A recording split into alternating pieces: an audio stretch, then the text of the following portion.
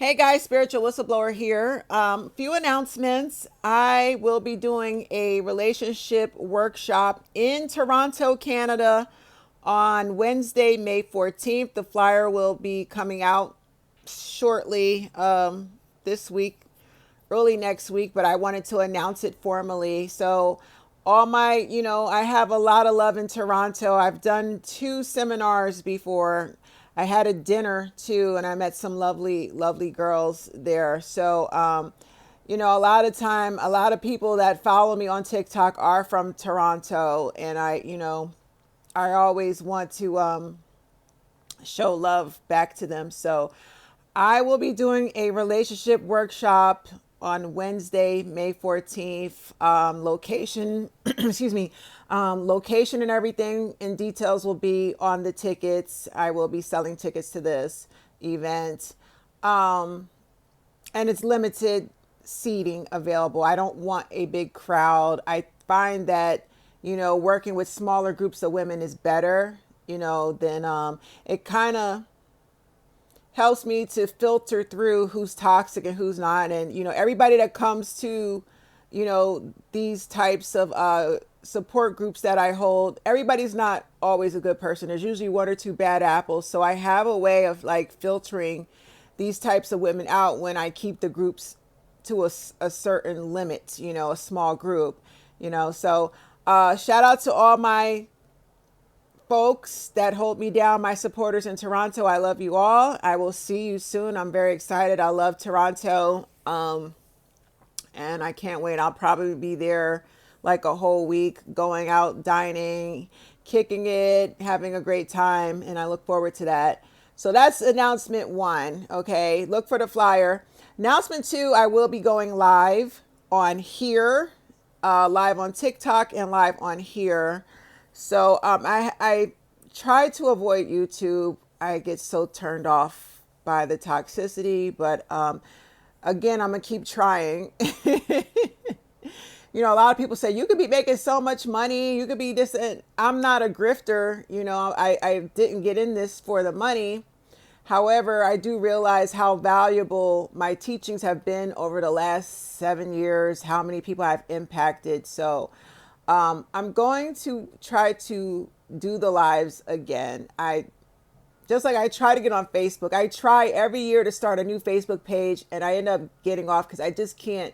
I'm so repulsed by the fake shit and the phony shit, and I end up deleting my page super early. Like, I can't do this. So if y'all care to join me on live here on YouTube, I'm going to go live this weekend, okay? I don't know, Saturday or Sunday, but I'll make the announcement on the community board. Feel free to drop in. You don't have to donate money. You do. I'm grateful. If you don't, doesn't matter. I still want you to get all the information you can out of my lives, okay? Bet. Those are my announcements. And yes, I still do coaching. Before you ask me, you can email me. What I want to talk about in this video is attachment styles. And this video is so long overdue. Long. Spiritual whistleblower should have been discussed attachment styles. The reason that I don't talk about attachment styles is because I'm irritated by the entire subject. Avoidant attachment styles, anxious attachment styles. It annoys the fuck out of me, and I'll explain, in this video, but people wanted to know, what is your opinion on attachment styles? And I've never really spoken out about it. I haven't done any videos about it because I just think,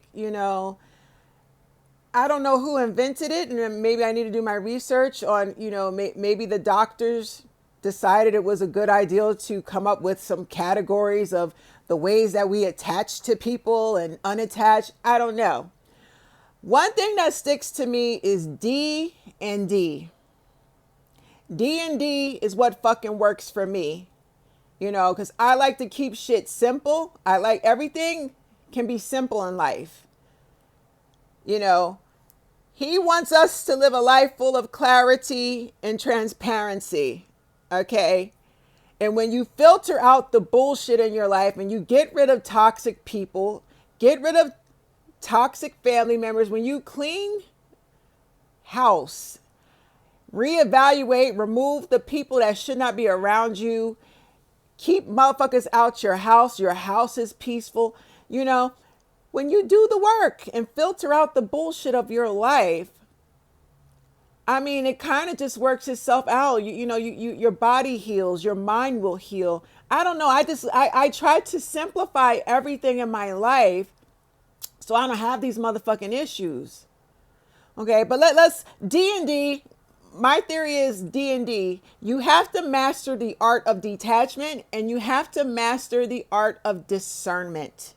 Detachment and discernment is what's going to get you through life and through a lot of bullshit. And it's going to help you set boundaries and protect yourself from bullshit in general. Protect your home, protect your mental health, protect your body. You know, it has saved me so much. Once I learned the art of detachment and the art of discernment, it changed my life. It's a game changer. So what are the attachment styles? You guys can help me because I never really got into it. I read up on it, a few times. I've watched a lot of videos and I just get turned off by the entire subject. I don't know why. It's fucking stupid to me. Okay, the first attachment style was a secure attachment. Those are for the people that are secure and healthy relationships. They know how to, be healthy and establish healthy relationships. Okay, boo, boo, boo, boo. Beautiful. What's the second attachment? Okay, anxious attachment. And I think that's the people with high anxiety, people that are so terrified of being abandoned and scared that they cling to whoever at the ideal of being, if you feel like somebody is going to drop you or dump you or ghost you, instead of you saying, okay, cool, bye-bye, be gone, bitch, your anxiety kicks in and you want to cling to this person to prevent them from leaving you or abandoning you. If I'm wrong, you guys, you can correct me in the comment section. That's my understanding of what an anxious attachment style is. The next one is it dismissive? Dismissive avoidant. I believe the dismissives are the ones that don't give a fuck about being around anybody. They just write people off, not scared to be alone, to avoid getting hurt. They're fearful of commitment, so they're dismissive. I could take it or leave it, get the fuck out my face. Scared to commit, and they're scared to commit because they really have severe trust issues, and it based on their history of not trusting people, it's caused them to be quick to dismiss at the first sight of bullshit. Okay, and can you blame them? And finally, I believe, fearful avoidant. Fearful, I believe they call this disorganized attachment too. Correct me if I'm wrong, guys. I'm trying to remember. I read a lot and I, watch and research a lot. So I'm trying to, remember everything that I have researched thus far. Fearful avoidant, which I feel is a bunch of bullshit too. The fearful avoidant is the one, they do the push pull, the hot and cold. They want love, but when they get love, they push the person away for fear of, being abandoned, blah, blah, blah, blah, blah, blah, blah, blah, blah, blah, whatever. To me personally, fearful avoidants are no better than covert narcissists. It's the same shit. Except, they're trying to say, well, fearful avoidants are empathetic. They don't mean to hurt people when they do what they do. I don't give a fuck. The bottom line is fearful avoidants are fucking aware that they do what they do, and they're aware that their behavior hurts others. It's abusive towards others. So the fearful avoidant knows what he or she is, yet why are they still out here dealing with people instead of working on themselves? Okay. So I believe those are the attachment styles. If I've missed any, you guys can, let me know in the comment section. But okay, here's my thoughts on this bullshit. Me, you, all of us, everybody, we have attachment issues based off of how we were raised. It's really about how mom and dad raised you, who abandoned you in childhood, how you were treated. If you did grow up with two parents, still in the household, they could be emotionally disconnected. They could, if you not hold a conversation with a child, you just basically are present in the household, and you're there to feed them and clothe them and bathe them and discipline them, but you don't emotionally connect with the child. In a sense, you're still abandoning that child. That's a form of emotional abuse. You're neglecting and abandoning the child, withholding, what's the word, stonewalling, is it? Using, you're withholding communication as a form of torture. And I've been in that position as a little girl, trying to impress my mom or get her to open up and talk to me or share things that went on in school. Hey, mom, guess what? This what happened today in school, mom. Can I? And she like, get the fuck out of here. I don't want to hear that shit. Very, very like, was never into hearing about, a loving, healthy, nurturing mother would be, hey, baby, tell me about your day. What happened in kindergarten today? Tell mommy. Oh, a little boy tried to kiss you. A little boy tried to push you. Oh, you played in the sandbox with your best friend. Oh, isn't that sweet? You'll be excited to just hear about your child's day at the end of the day when they come home and tell you everything, and they're excited. That doesn't happen when your parents are emotionally abusive, disconnected, and narcissistic. They look at you like, I don't care. I don't want to hear that. Go tell it to your brother and sister. Bye. So you're growing up with a type of parent that they're physically there, but emotionally they're gone. That has got to be the most painful thing for a child to deal with, So our issues with this abandonment and how we attach and detach from people in our relationships, it's all connected back into childhood and how mom and dad dealt with us. How they taught us to respond to disrespect, how they taught us to overlook boundaries. If you don't have any boundaries and you constantly let people come in and out of your life and take advantage of you, that's because you come from two parents who have taught you not to establish boundaries. If your parents don't teach you how to establish boundaries, it's because they don't want you to have boundaries. Mom and dad are abusive. And in order for them to abuse you, they have to have 100% access to you to get to you in order to abuse you. They can't abuse you if you set boundaries with them to prevent them from gaining access to hurt you. So in childhood, we are taught by our parents, no boundaries. You are to allow me to come in and out of your life as a child and torture you, abuse you, manipulate you, gaslight the fuck out of you, stonewall you, verbally abuse you, sexually molest you. You cannot have any boundaries. So again, the lack, a lot of us, are terrible at setting boundaries. And that comes from mom and dad teaching you to not have boundaries because they need to be they're your first bully. Mom and dad are your first bully. They're your first abuser. And in order for a bully or an abuser to get to you, you cannot have any boundaries. Again, everything's rooted back to childhood. So, these attachment styles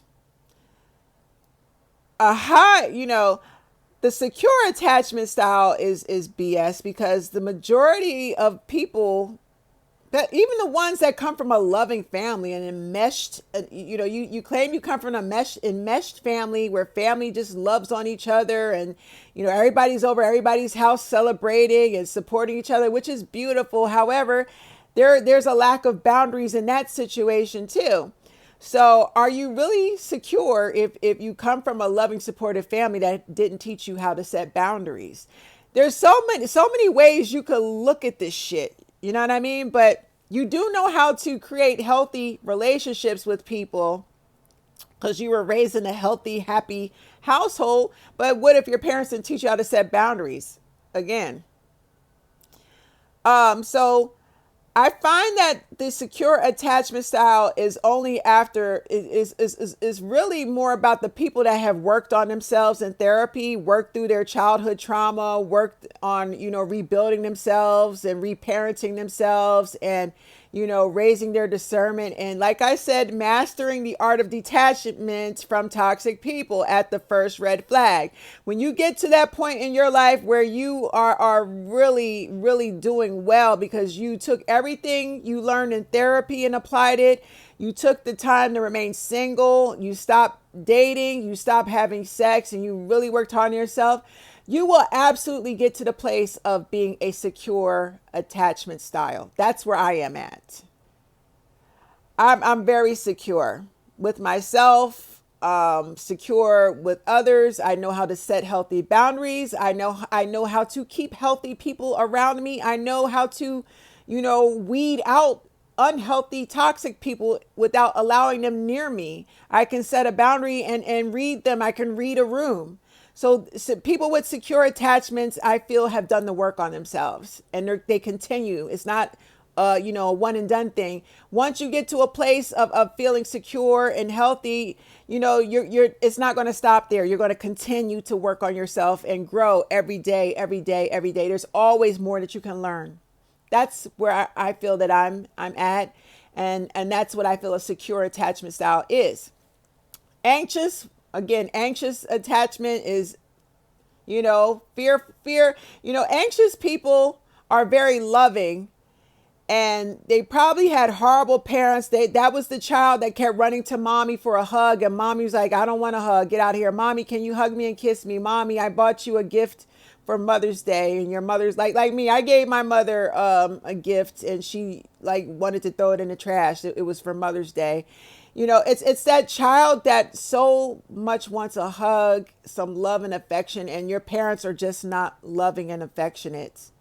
So the anxious type will just, your anxiety goes up as a result of being rejected, and you just keep running back to get that love, and the person pushes you away. And if you feel like they're going to, if you get any sort of sign that the person's going to up and ghost on you, you will run towards them and beg them to stay. And I feel like anxious people are the beggars and the criers, and please don't go, please stay with me, I'll do whatever it takes. They don't really know their value or self-worth. So they anxiously attach or latch on to the person instead of cutting them off, if that makes sense. That's what I get out of it.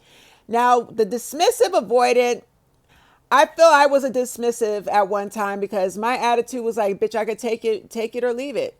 I'm fearful of committing because I've been dog walked and hurt so many times. So now I'm at a point where I'm like, fuck everybody.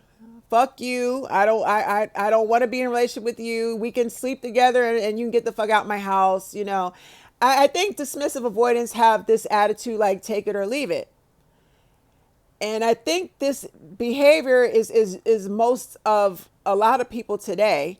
A lot of narcissists have this attitude. I think all dismissive avoidants aren't narcissists, but I do feel that all narcissists are dismissive avoidants because they lack emotional connection. They can take or leave you, So, and as far as the fearful avoidant is another one. In childhood, they had unloving parents, unemotional parents. They have this push-pull dynamic where, come here, I want to be loved, but okay, the person wants to come on, love on you and do for you, but now you're pushing them away, to protect yourself from being abandoned. That comes from mommy and daddy toying with your emotions in your childhood. Yeah, your parents are there and you want to believe that they love you, but them not interacting with you or showing you any love is a form of emotional neglect and abandonment. They're physically there, but emotionally disconnected, unresponsive, unloving, so you're again, it's the child begging for mom and dad's affection and attention, and they're being cast to the side. You're not important. Me being here, providing and protecting for you should be enough for you. So for the child to feel safe, they got to bail. I'm going to leave before you leave me. That's the fearful avoidant. And honestly, I have this issue because I think there's a thin line between the fearful avoidant and the covert narcissist, because that's how narcissists, I think let me just say this to be fair, because I don't want to hurt anyone's feelings. I think all fearful avoidants aren't narcissists, but I feel that all narcissists are both dismissive and fearful avoidants. They fall into that attachment style, because a narcissist can take you or leave you. A narcissist will, they have lack of empathy, lack of emotional connection, and they'll suck their lovers in. But once they feel that their lovers are in too deep, they dump them to protect themselves. And that's just like the fucking fearful avoidant. But I don't like the fact that the fearful avoidant knows what he or she is doing. And, instead of them stopping their behavior, they just justify it. Well, that's how my mom and dad, that's what they did to me. And I'm trying to get better, but I'm struggling. Don't date. If you know this is what you do, that you're very self-aware, you know that you're a fearful avoidant, why the fuck are you out here still dating? Get your ass in therapy, and don't come out of therapy until you get that shit out your system. I just don't buy, like, it's a bunch of bullshit to me. Because why are you a fear? If you know you're a fearful avoidant, and you know that the shit that you do is hurting somebody, you're no better than a fucking narcissist. I'm just saying. So I don't know, y'all. I have really, really mixed feelings about these attachment styles, because at some point we all were a mixture of all of them. I'm not talking about the narcissist. The thing is this, I think that there's two things. Those of us who are not narcissists, we may have been doing things with the intention of not hurting people. However, we attach to people, whatever your attachment style is. But once you become self-aware, you're going to stop that behavior. You're going to stop dealing with people and work on yourself. Whereas the narcissist doesn't stop the cycle. They just keep doing it, victim to victim to victim to victim. And it's a lifelong thing with the narcissist. So, the thing is this, I think the thing that irritates me the most is the dismissive and the fearful avoidant. It just does not sit right with me, because it's like, okay, we all got dog walked and bullied and abused by our parents, but why are you using it to justify your behavior? You're walking around here calling yourself a fearful avoidant, and you're fully aware that your behaviors are abusive to people when they try to love you. So why are you dating? Why are you dealing with people instead of working on yourself to change your behavior? You're highly narcissistic. I said it. Fearful avoidants are highly narcissistic. So are dismissives. But I think the fearful avoidant triggers me. I'm sorry. I just had to say it. But nonetheless, let me wrap this video up. Y'all, let me know what y'all think in the comment section. Did I miss anything? Do you agree with me? Disagree with me? I will let you know if I'm going live Saturday or Sunday. Watch the community bulletin board. It will be 7 p.m. Eastern Standard Time. 7 is my favorite lucky number. It will always be 7 o'clock Eastern Standard Time, either Saturday or Sunday. I look forward to interacting with you guys. I love you. Toronto, Canada, I will see you May 14th. Love you guys.